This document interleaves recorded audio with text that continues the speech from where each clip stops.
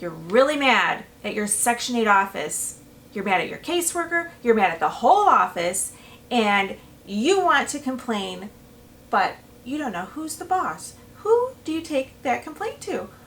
I am going to answer that question in this video, so let's get started.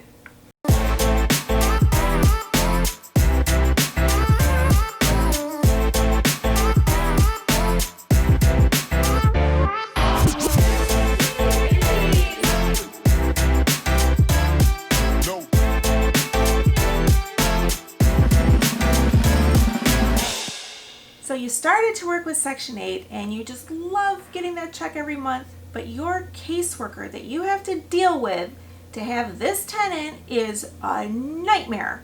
I know what they're like. It can be so challenging. There is something that you can do. Don't feel trapped by that one caseworker. They always have a boss there, right? So you need to figure out who is the director of that office. Go above her. And when you do go above that caseworker, make sure you have evidence. I keep the string of emails. They love to email me on a separate email. I like all the emails on one string so I can say, see, I tried this time and this time and this time. And I try to keep it all together, like so that when I'm presenting it to the director, I can say, look at my attachments. This is all the times I've been communicating and these are all the dates. You can do that, but you really need to keep it unemotional. But let's say it doesn't work. That whole office stinks. They are doing you wrong. Who's their boss? So in another video, I explained a little bit about where the money flows. So let me go over it again. First, there's HUD. Now HUD is Housing and Urban Development. They're the ones that are supplying the money to the different PHAs, which are the Section 8 offices. And then the PHAs pay the landlord. But who is the boss of the PHA? Wouldn't you think it would be HUD? Kinda is, kinda isn't. So in Detroit, there is a field office, and you can go there. So every state must have one of these field offices that is for that state. I could go there, and I could say, this office is doing this thing. But if it's not a HUD policy that they're breaking, if it's just because they don't answer my emails, because the inspector is rude, whatever your complaint is, they're going to be like, yeah, we don't really care, because they don't really care. And it turns out that the Section 8 directors don't even actually answer to them. It's not like they're the boss of those directors. So what do?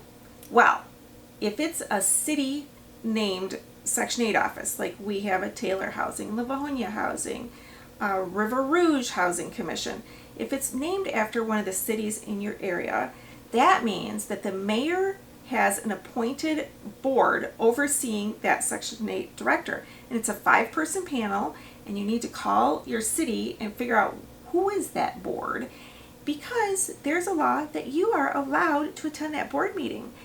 The director will be there, there'll be the 5-person panel, and you are allowed to speak. So you're going to have to kind of get your speech together and your evidence together and present it to them, because that's who their boss is. Now in Michigan, we also have MSHDA, Michigan State Housing Development Authority.